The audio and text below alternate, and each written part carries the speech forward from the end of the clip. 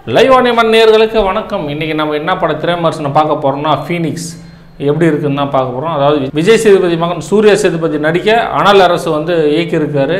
இந்த படம் எப்படி இருக்குன்னு தான் பார்க்க போகிறோம். இந்த ஃபீனிக்ஸ் படம் பார்த்தோம்னா 2 மணி நேரம் வந்து இந்த படத்தினுடைய கதை.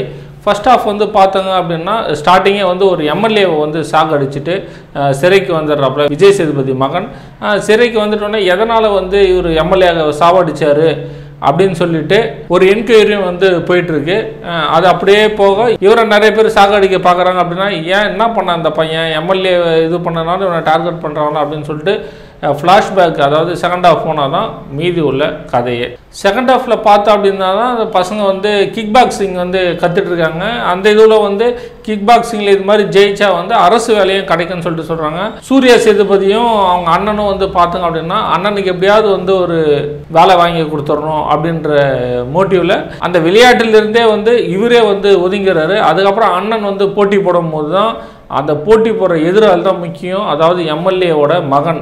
அப்படி போட்டி போடும்போது தான் எம்எல்ஏ வந்து சொல்கிறாரு, அவங்க வந்து என் பையன் நீ விட்டு கொடுத்துரும், உனக்கு என்ன உண்மை செய்கிறேன்டா, அதெல்லாம் முடியாதுங்க அப்படின்னு சொல்லிட்டு எம்எல்ஏ மகனை வந்து அடித்து அவங்க அண்ணன் வந்து ஜெயிச்சிடுறாரு.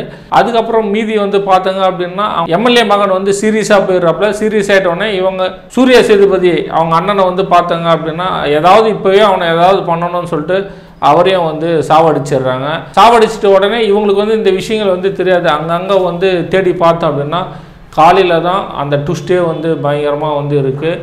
இதனால தான் வந்து பார்த்தாங்க அப்படின்னா எம்எல்ஏவை சூர்யா சேதுபதி வந்து வெட்டி சாவடிக்கிறாரு. அதுக்கப்புறம் வந்து பார்த்தோங்கன்னா எம்எல்ஏவுக்கு இன்னொரு பையன் இருக்கிறான் ஐயா.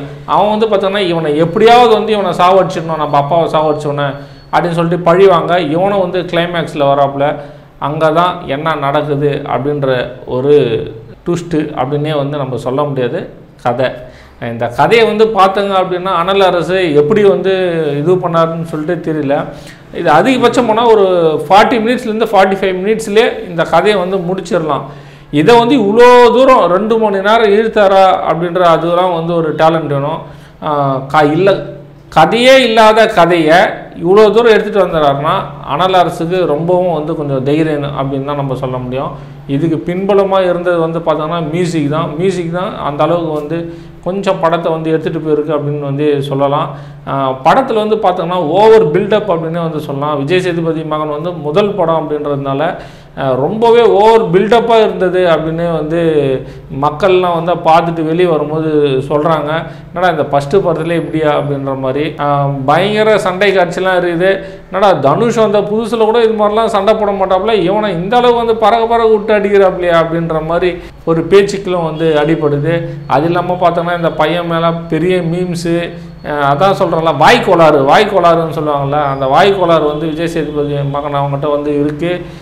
அந்த வாய்க்கோளாறுன்றது ஆக மொத்தத்தில் படம் எடுத்தாச்சு, படம் ரிலீஸ் ஆகிடுச்சு, மக்கள் வந்து பார்க்குறாங்களா அப்படின்னு சொல்லி பார்த்தோன்னா தேட்டரில், அதாவது நேற்று வந்து அவங்களே வந்து கொஞ்சம் க்ரௌடை சேர்த்துட்டாங்க. இன்றைக்கி வந்து தேட்டர்லாம் வந்து பார்த்தோன்னா புக்கிங்லாம் கொஞ்சம் கம்மியாக தான் இருக்குது.